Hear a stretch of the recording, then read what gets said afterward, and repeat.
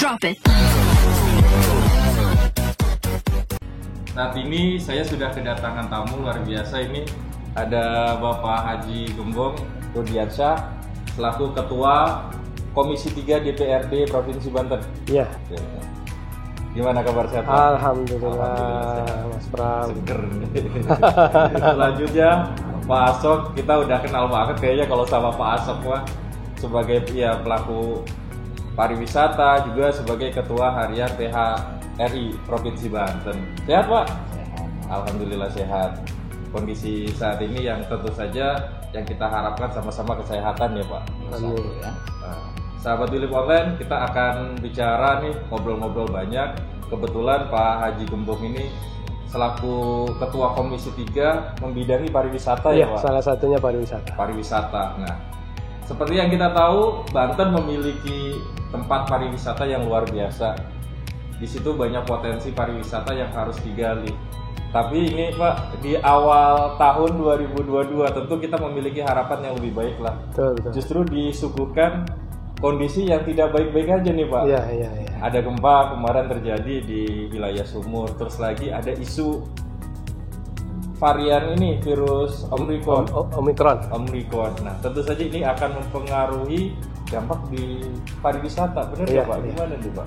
Iya, jadi memang kita ini kan sudah sejak 2019 akhir ya, 2020 awal ya, kita terkena pandemi dan sektor pariwisata adalah sektor yang sangat terpukul dengan adanya pandemi ya. Karena kalau kita bicara pariwisata itu kan orang datang rame-rame ke satu tempat begitu kan, menikmati keindahan alam ataupun kreasi-kreasi dari manusia gitu ya.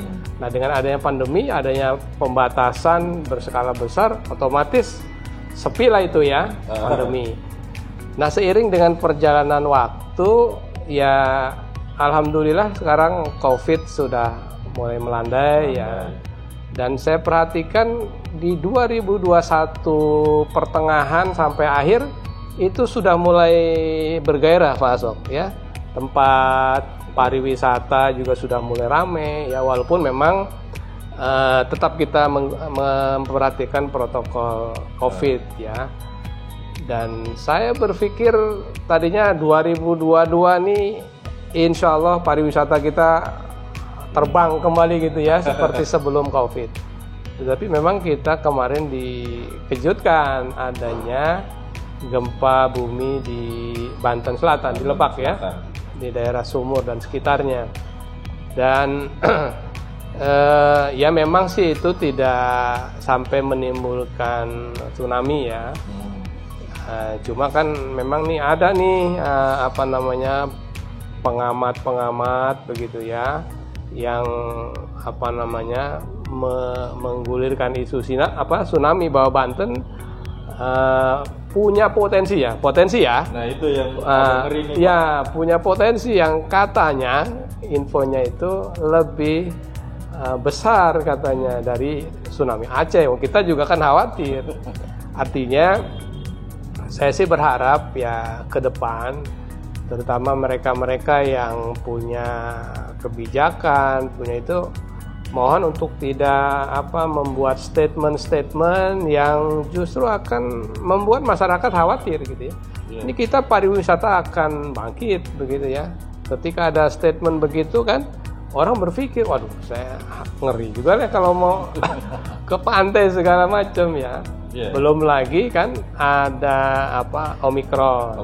Nah, beberapa hari yang lalu saya baca di berita bahwa Pak Luhut ya itu katanya mau mengeluarkan ya semacam pembatasan seperti dulu ya Omicron. Tapi kita sih berharap mudah-mudahan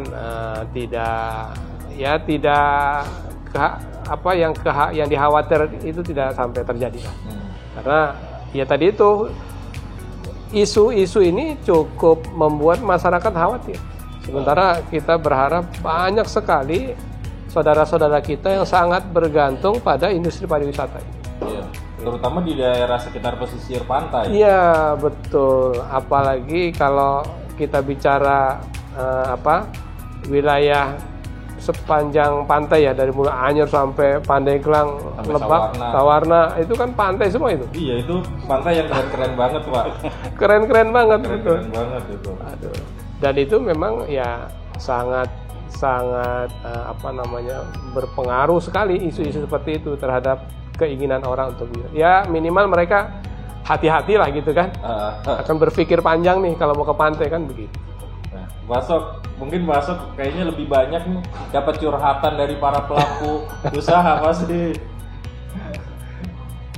Gimana Pak? Mungkin dari para pelaku usaha nih, terutama di pariwisata ya, dampak yang sudah terjadi ini Pak, bener-bener ngerasain banget nggak Pak? Sahabat Philip ya. Assalamualaikum warahmatullahi wabarakatuh. Waalaikumsalam. Nama budaya, Om Swastiastu, Salam kebajikan, dan salam negatif COVID dan sustainable tourism. Terima kasih sekali Bapak. Siap. Wah, concern sekali ya Bapak selaku Ketua Komisi 3 yang membidangi pariwisata. Kami terima kasih sekali nih Pak. Ini siapa lagi ya kalau kita ada legislatif seperti ini ya, sosial eksekutif juga akan lebih baik nantinya, apalagi termonitor. Terima kasih Mas. Jadi kalau kami melihat memang pariwisata itu dia rentan dan riskan dengan isu. Itu paling. Yang pertama kesehatan, kedua post major, sudah. Kalau yang lain kami bisa imbangin, tapi kalau post major ini kita nggak boleh, ini kan gempa bumi, bencana alam, kita nggak boleh komplain sama Tuhan. Nggak ada di sekolah itu, nggak ada marketing itu, nggak ada. Jadi nggak bisa kita komplain kepada Tuhan.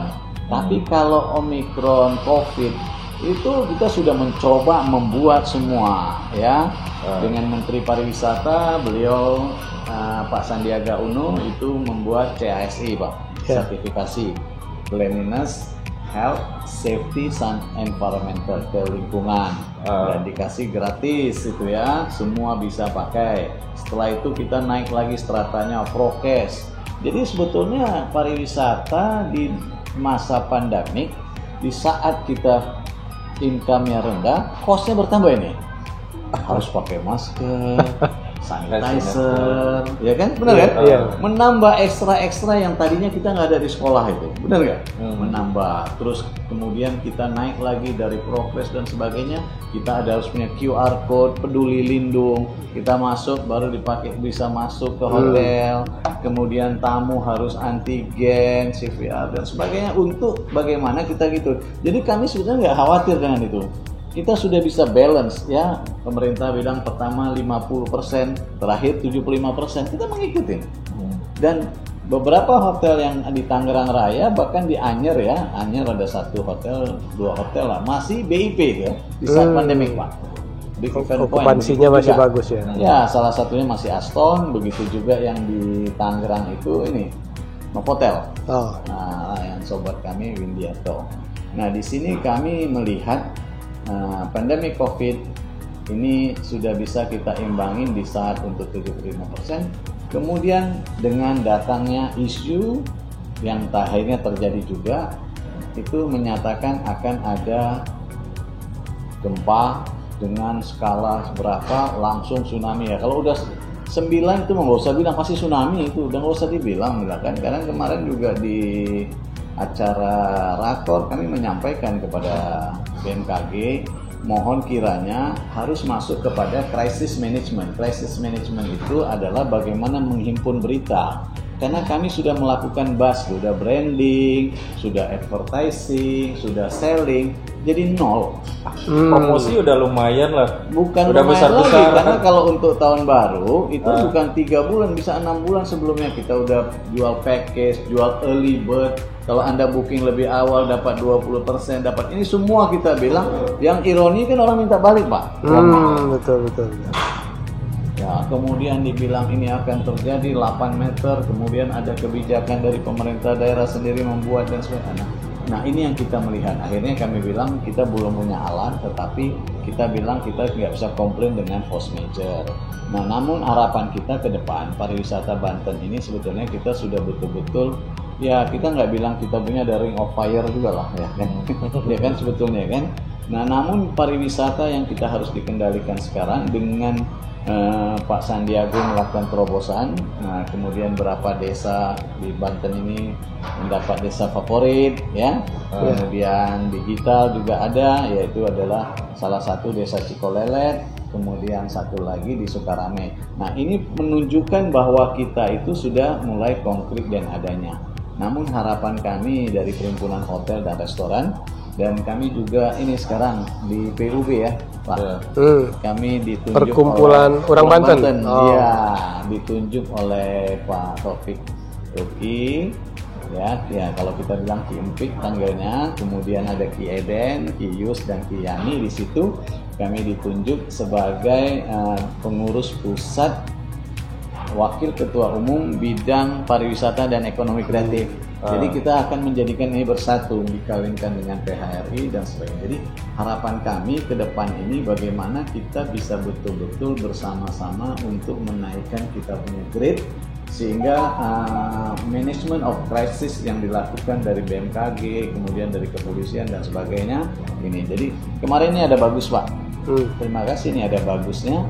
Saat gempa kemarin tidak dibikin terlalu beritanya terlalu ini begini dan sebagainya, pantai masih bagus dan sebagainya, ya mungkin kita akan memberesin. Ramainya malah Jakarta. Ya, efeknya, tetapi impactnya lebih besar di sini Pak. Iya juga sih. Langsung drastis turun itu, udah kayak tensi udah mau innalillahi. Nah, balik lagi ke Pak Haji nih. Ada dari pihak legislatif Pak, Ya. mungkin akan ada aturan atau strategi untuk meningkatkan pariwisata di Banten Pak.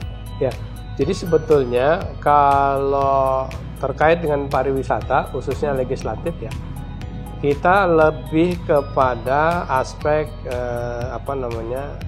regulasi dan budgeting ya. Jadi artinya secara teknis, perencanaan segala macam ini dari dinas terkait ya. Sehingga memang kami dari DPRD, apapun memang itu yang akan memajukan pariwisata di Banten, kita akan support ya, termasuk dari sisi pendanaan ya.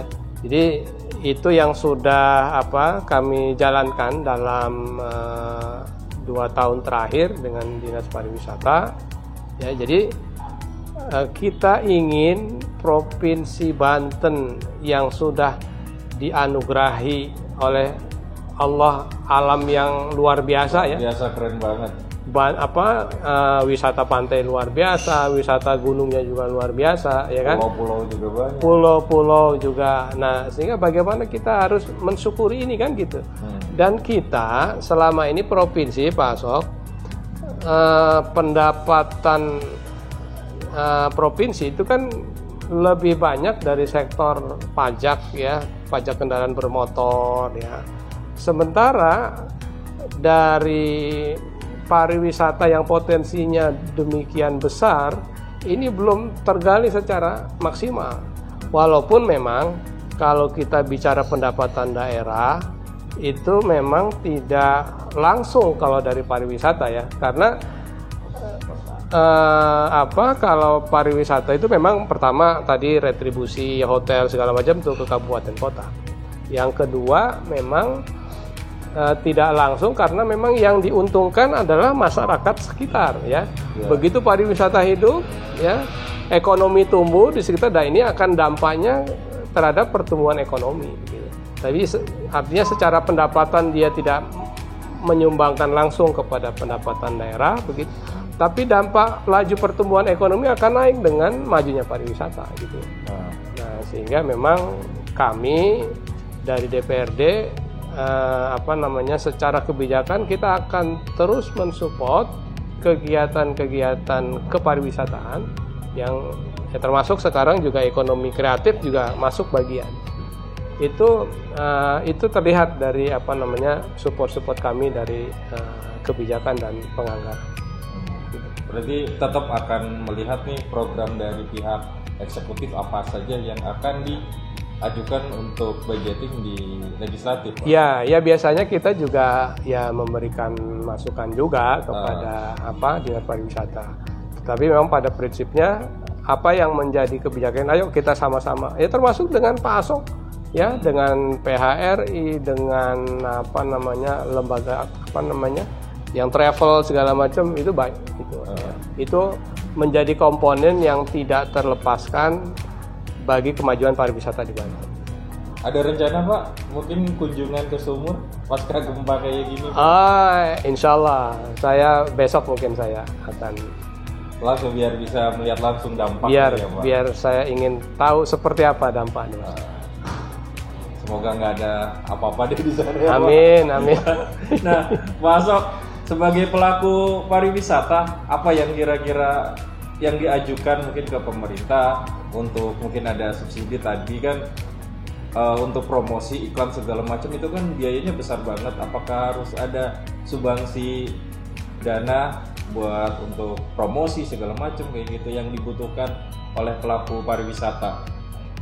Kalau itu ada waktu itu kita dapat hibah dari Kementerian Pariwisata.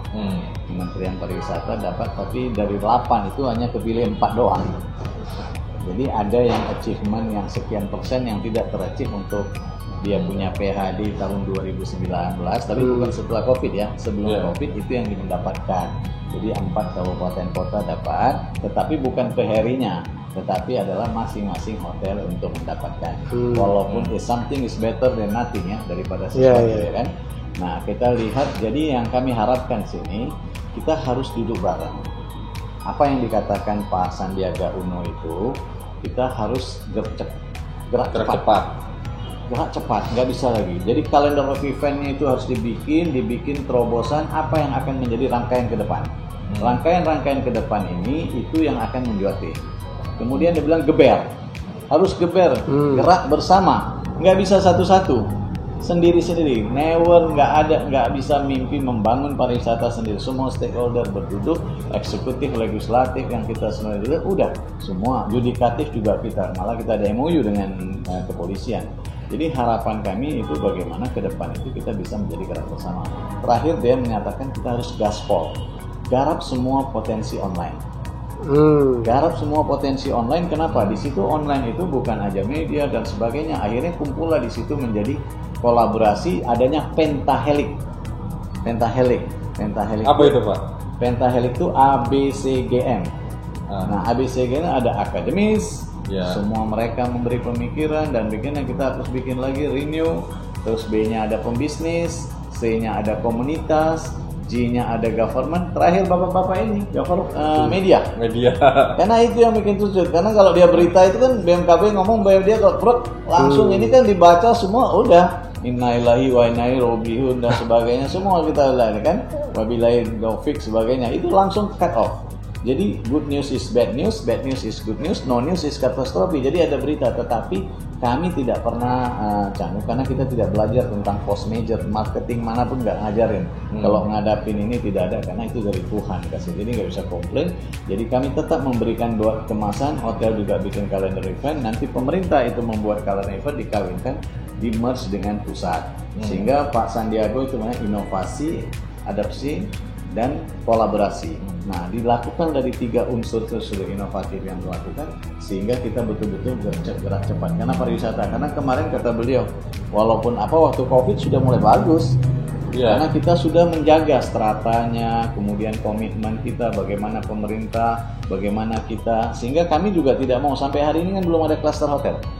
Karena hotel itu harus selalu bersih. Apabila hotel itu tidak menjalankan, dia yang bertanggung jawab untuk itu, bukan PHRI. Jadi kita membuat seperti ini sehingga betul-betul rodanya. Jadi kita tidak boleh against kesehatan, itu tidak bisa. Itu number 1 sekarang. Jadi tetap semua promosi pariwisata berkaitan sama protokol kesehatan. Belum lagi harus ditunjang sama subsidi pastinya, Pak. Kalau kami sih hotel sampai hari ini kita tidak seperti itu, dan kami juga ada kelonggaran diberi, ya ada kelonggaran pajak, ya memang nggak ada pendapatan pajaknya mau bayar pakai apa? itu. Kan itu based on self mendapat baru kita bisa bayar. Kalau nggak Tapi dapat, ada ya keringanan pajak.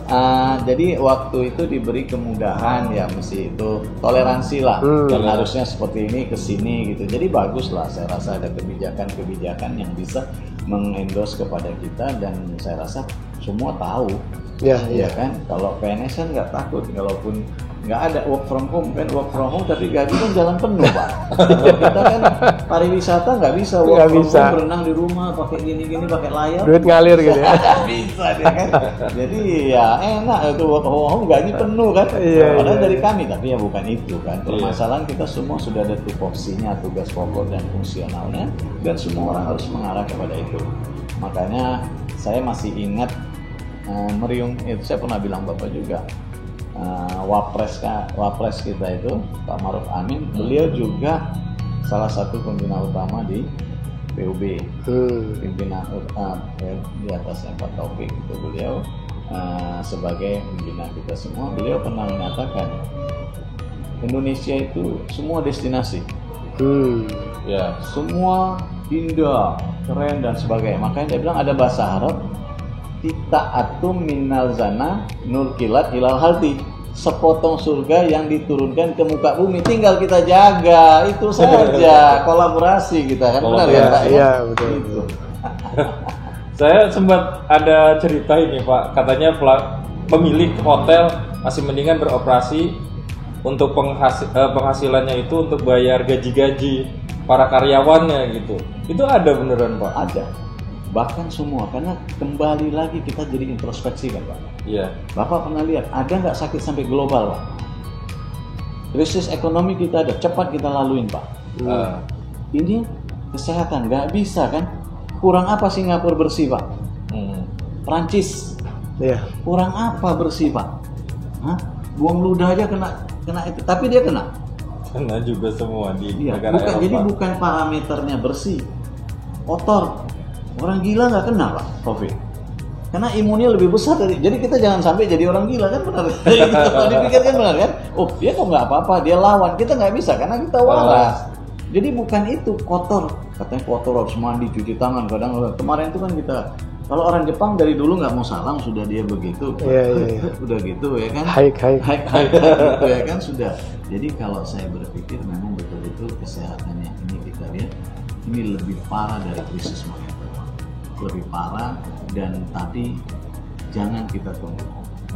Dan kita harus berbuat, itu yang kata Pak Maruf Amin itu waktu di Rakernas PHRI. Semoga cepat berakhir lah. Amin.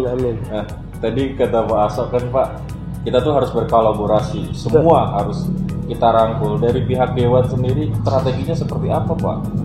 Iya, jadi memang kalau untuk mengatasi kebangkitan pariwisata ini memang ya semua pihak harus berkolaborasi. Tidak semuanya diberikan misalkan ke dinas pariwisata ini untuk mengangkat pariwisata di Banten misalkan, nggak bisa. Apalah seorang dinas pariwisata untuk mengangkat ini kalau tidak ada support misalkan dari PHRI, kemudian dari teman-teman guide gitu misalkan ya. Jadi memang pariwisata ini ya saking kompleksnya, makanya tadi tuh harus ada kolaborasi, iya kan, harus ada sinergitas. Contoh lah misalkan di dalam satu industri pariwisata di perhotelan ya. Ini kan kita juga harus meningkatkan tadi itu CHSE ya, ada kebersihan hotel, kesehatan, keselamatan, iya kan, kemudian lingkungan. Dan ini tidak bisa dilakukan oleh satu pihak saja, tapi semuanya harus bekerja sama, ya kan. Di pariwisata juga yang perlu kita perhatikan juga masalah SDM pariwisata, ya kan. Ini juga harus jangan sampai orang datang mau berkunjung ke Banten gitu, karena melihat spesifikasi SDM-nya yang itu dia jadi khawatir. Contoh lah misalnya orang luar ya Pak Asok, safety first. Iya. Jadi keselamatan utama buat mereka. Jadi kalau mereka misalkan mau datang, misalkan mereka tahu ada tempat diving bagus di Banten misalkan, Di ujung kulon lah. di ujung kulon, pasti dia akan cari mana nih orang yang punya sertifikasi diving, iya kan, sertifikasi driver gitu.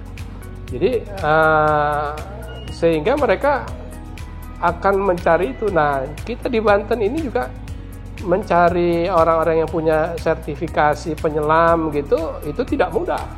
Nah, makanya kita mendorong tuh Dinas Pariwisata, kita support anggarannya. Ayo, kalau ada untuk bantu meningkatkan kualitas SDM pariwisata, apa yang perlu kita support? Kita support. Beberapa kali tahun kemarin, walaupun di tengah suasana pandemi, kita support ya. Seperti apa tuh? Yang pengamanan dia Balawista, ya kan? Kemudian juga sertifikasi untuk yang supporting ya, untuk penyaji makanan segala. Oh gitu. Nah, dari SDM-nya sudah nih, infrastruktur di Banten juga udah bagus ini Pak. Kita memiliki infrastruktur ke tempat pariwisata, bahkan udah sampai ke ujung kulon, jalannya udah beton ya Pak. Ya, sudah. Nah, itu kan udah keren banget gitu. Ya. Nah, selanjutnya apa lagi yang harus ditingkatkan di pariwisata Pak? Ya, jadi ya tadi itu ya SDM itu infrastruktur. Nah, infrastruktur pun juga sebetulnya itu masih yang jalan-jalan utama, ya. Jalan-jalan yang ke tempat destinasinya itu juga perlu supporting. Dan itu kita juga sudah menyiapkan itu, ya. Jadi misalkan seperti jalan setapaknya, paving block apa segala macam, itu kita support. Salah satunya transportasi juga ya Pak. Ya, betul. Ya kan, kita juga kadang kesulitan nih kalau dulu pengen ke ujung kulon, ke Taman Jaya. Betul. Kita harus pakai apa nih transportasi ke sana gitu. Iya. Tapi sekarang udah banyak travel juga ke sana. Betul. Nah, itu ya mungkin kolaborasi itu ya Pak. Pak Asok mungkin bisa ngejelasin nih bagaimana bisa mengemas itu semua gitu. Jadi kalau hotel pariwisata kita bicara, dia tidak ada lintas dan batas. Krakatau bukan punya kita, tapi kita bisa jual kan? Iya. Pariwisata itu tidak ada lintas dan batas. Siapapun bisa menjual pariwisata. Orang Lampung jual sini, jual sana dan sebagainya. Jadi di pariwisata itu ada 3A namanya. Apalagi nih Pak? Aksesibilitas. Aksesibilitas itu infrastruktur. Infrastruktur itu baik tol darat, tol laut, dan tol udara. Ini kan 3 unsur ini. Nah, sekarang Tanjung Lesung sudah ada tol udara, mulai bikin runway, sudah ada, bisa pesawat kecil turun. Walaupun kita ini malu sebenarnya, KAEK itu pindah kan Pak, benar kan? Iya. Pindah kan, memang sebelum Bapak jadi ketua itu ya kan? Dulu ujung kulon. KAEK, kawasan ekonomi khusus itu kan pariwisata KAEK. Yeah. Yang dari 10 Bali baru menjadi 5 pindah kan ke Likupang, Borobudur, semua pindah kan semua. Nah, jadi kita melihat di sini dari aksesibilitas itu sudah ada sekarang, tetapi lebih baik karena kami ngobrol kemarin dengan beliau memberi paparan Pak Menteri Pariwisata tanggal 22 Desember 2021 di Tanjung Lesung, beliau menyatakan kita harus naikin lagi karena sudah ada. Nah, kenapa? Karena di Banten tuh atraksinya banyak. Apa-apa buat kesenian ini itu segala. Nah, cuman amenitasnya yang kurang. Kayak contoh sekarang, Rangkas itu dibuka. Tol, sempat saya sampaikan. Mana amenitasnya belum ada, belum disiapkan. Mestinya 3 tahun. Begitu juga Tanjung Lesung, nanti ke Labuan dan sebagainya. Mereka itu udah siapkan, saat ini tol lagi siap, di 3 tahun. Hotel besar, meeting room. Sekarang sama aja ke Cilegon loh. Kita kalau mau ke Rangkas itu sama ke Cilegon 87 kilo kan? Iya. Kita ke sini, ini ke sana 87 kilo, sama. Amenitasnya, tiba-tiba ras jadi meeting banyak, ada 1000 orang gimana? Mana hotel franchise? Mana hotel bintang besar? Mana? Itu yang kita harus lihat. Jadi 3A itu dari accessibility sudah disiapkan. Pemerintah sudah menyiapkan sarana dan prasarana untuk itu.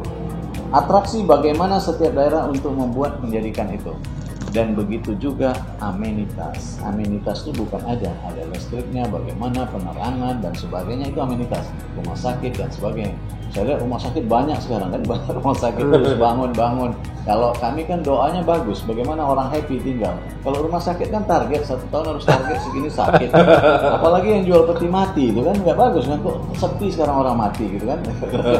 Tapi bukan itu juga, tetapi semualah kita lihat. Yang kami perhatikan betul-betul di sini, Pak Dewan dan Pak ini adalah apa itu?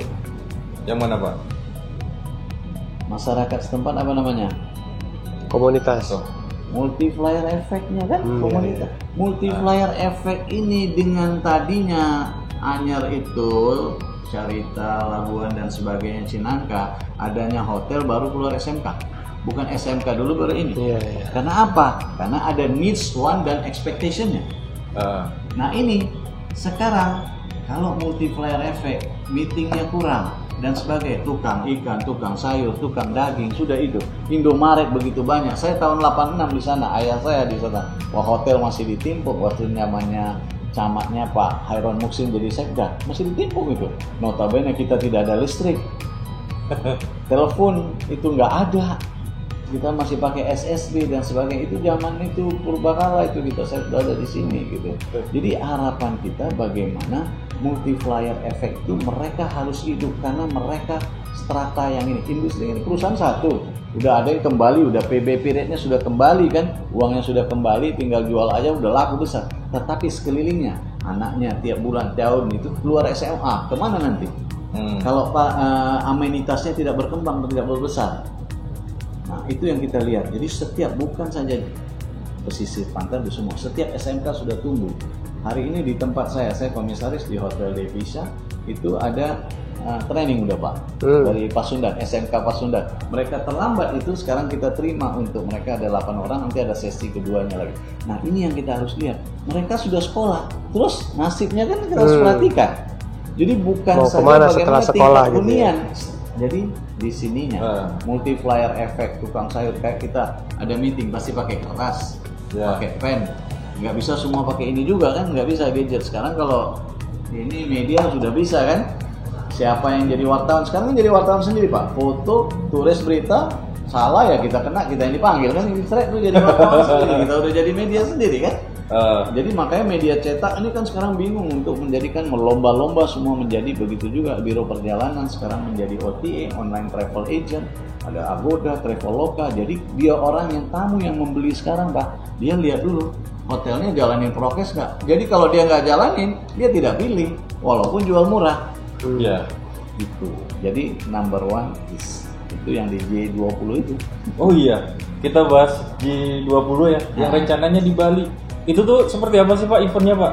Ya memang banyak orang bisa bilang G20. Itu G20. Kan Group of 20. Group of 20 itu nanti baru kemarin Pak Jokowi itu menerima di Roma tanggal Desember tahun 2021 dan itu berlaku sampai Desember 2022 yang nanti akan gongnya di Bali. Nah, di Bali Pak. Dan itu adalah konferensi tingkat tinggi yang ke-17 itu Pak. Yang ke-17 G20 itu yang ke-17 dengan slogannya itu hebat sekali itu. Recover together, recover stronger. Pulih bersama, bangkit perkasa. Itu dia itu tema yang itu. Yang nomor 1 dia sendiri di motonya itu juga beliau sampaikan di situ yang utama number 1 is kesehatan. Kesehatan inisiatif untuk global. Kesehatan number 1. Kalau dulu kita harus cari uang, dulu sehat dulu baru dapat uang. Dulu kan nggak mau tahu, buka yang penting bisa dapat uang dulu. Sehat nomor berapa sekarang, number 1. Makanya sebetulnya di masa pandemi COVID, tingkat hunian sebetulnya pariwisata medical naik Pak. Rumah sakit penuh sampai tolak-tolak karena wisata medical itu tinggi kan. Kemudian yang kedua, beliau menyatakan transformasi digital, berbasis digital. Terakhir adalah transisi energi untuk memperlakukan itu kesinambungan ke depan. Jadi luar biasa G20 ini yang nantinya betul-betul melakukan bagaimana, kenapa Indonesia terpilih, karena sebelum pandemi COVID dalam 20 tahun di kurun waktu daripada ini kita punya ekonomi cukup stable. Makanya kita terpilih dari 20 itu. Jadi luar biasa sekali, kita harus appreciate dengan Pak Jokowi yang bisa mendapatkan ini untuk mencuatkan. Kita lihat nanti untuk apa. G32 itu bukan aja harus bisa membantu negara maju, negara miskin sampai ke semuanya. Bisa membantu dan sebagainya. Nanti kita lihat, mudah-mudahan kita diundang Mas, ya kan, masuk nanti ke situ. Nah, berarti ada peran serta di wilayah dari G20 itu, Pak. Contoh pariwisata di Banten nih, promosinya akan seperti apa gitu? Apa bisa dipromosikan di event itu? Itu yang menjadi, beliau bilang itu akan menjadi branding global. Nah, branding global itu apa? Menjadi evidence, bukti buat kita dan kita pede kan? Sudah percaya diri kita kan? Itu branding. Bahwa Indonesia aman nih. Aman. Beliau berani ngambil number one kan kesehatan, Pak. Kesehatan yang beliau bikin untuk kesehatan global. Jadi luar biasa. Jadi tanpa disadari kita masukin brandingnya gitu kan. Kesehatan semua harus, Pak. Mau di kantor, mau di mana gitu. Berarti harus perlu ada support juga nih, Pak, pariwisata dari legislatif. Ya, sebenarnya kalau bicara G20 kan sifatnya nasional ya. Nasional. Ya, saya sih berharap dengan adanya G20 ini tumbuh kepercayaan kan masyarakat, confidence jadi, masyarakat dunia ya, ketika wah Indonesia aman ya, termasuk Banten di dalamnya kan. Banten, gitu. Iya. Karena kan Banten juga kan punya bandara internasional. Betul. Pasti semua wisatawan dari luar negeri kan ke Banten dulu nih, Pak. Ya. Berarti di situ juga persiapan untuk apa ya? Kesehatan sangat diperlukan sekali. Sangat perlu. Nah, ada yang bisa ditangkap nggak, Pak, dengan G20? Tentu saja kan meskipun event di Bali, tapi pusat pemerintahan, pusat bisnis ada di Jakarta. Tentu saja para wisatawan yang dari luar negeri selain hanya lari ke Bali juga ke Jakarta. Dari bandara internasional. Apresiasi sekali dengan presiden kita karena beliau mengambil langkah tersebut, berani mengambil di G20 walaupun di Bali nantinya ya. Kenapa? Sebelumnya dikenal orang nggak Indonesia kita? 1 tahun kita harus membenahi itu, kesehatan ini semua, transformasi informasi, terus transisi daripada energi semua dan sebagainya. Orang kan ngikutin. Kemudian patuh hari hanya setelahnya, Mas. Lihat nggak? Proofnya benar nggak? Jadi 1 tahun yang beliau ambil di Roma tahun 2021 Desember itu sampai 2022 nanti tonggaknya harus dikasih kepada yang lainnya. Mungkin yang ke-18 negara lain. Bergulir nggak? Bersustain nggak? Bersinambungan kan? Itu yang kita ngambil dari branding. Tadi kan saya bilang pertama, BMKG kemarin rusak kita bahas branding kan? Ya. Advertising, branding ini kan? Branding lagi. Jadi kita nggak apa-apa branding dan sebagainya. Ya masa pandemi Kota Cilegon ini bisa lahir 2 hotel franchise, Swiss Bell dan Aston. Itu kan benar nggak? Iya. Nah ini kita melihat masih ada rumah makan, rumah makan Kapau, Pak Ahmad Sari Ahlam itu lahir juga ya kan? Rumah makan Kapau, Pak. Di masa pandemi ada berapa banyak orang hidup? Tukang ayam begitu banyak jadinya sekarang kan? Telur, jual sayur, jual ini bumbu dan sebagainya. Jadi multiplier effect kalau kita pikir ini akan menjadi satu ini. Jadi apapun pariwisata harus berkesinambungan. Oke deh, Pak. Sebelum ditutup nih, ada pesan-pesan khusus nggak nih, Pak, dari Bapak? Ya kalau pesan saya sebagai Ketua Komisi 3 DPRD Provinsi Banten yang memang bermitra dengan Dinas Pariwisata gitu ya. Ayo kita bersama-sama gitu ya, melakukan kolaborasi ya untuk memajukan pariwisata di Banten. Ya, kami dari DPRD siap untuk mensupport dinas ya, termasuk dengan stakeholdernya begitu untuk bisa memajukan pariwisata Banten. Saya yakin dengan potensi yang ada di Banten, pariwisata di Banten ini akan maju ke depan, insya Allah. Amin. Pak Sok gimana, Pak Sok? Kalau kami positif thinking, bukan positif negatif ya. COVID ya, itu nggak mau kita kan.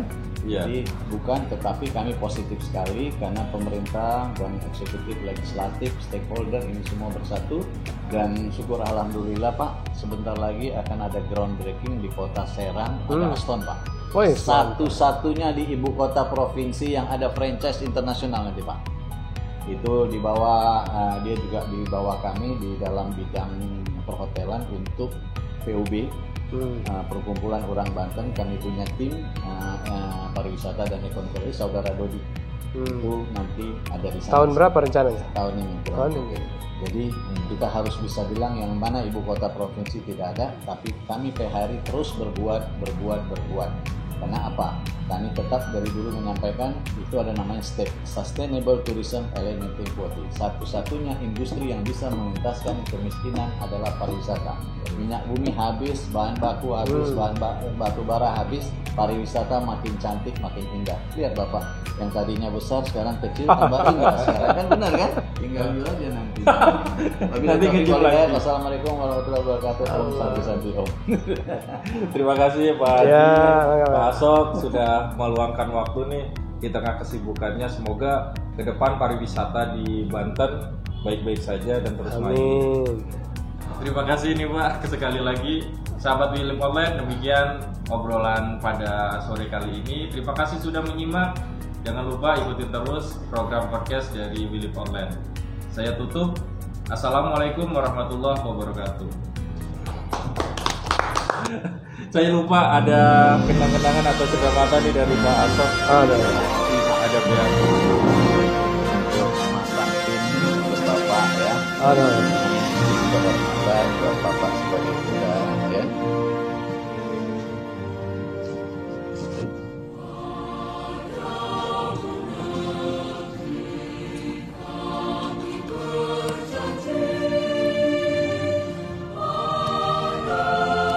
Masuk.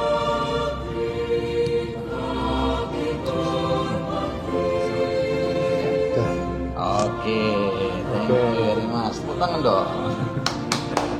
Jadi PHRI ya, sebagai anggota kehormatan. Terima kasih.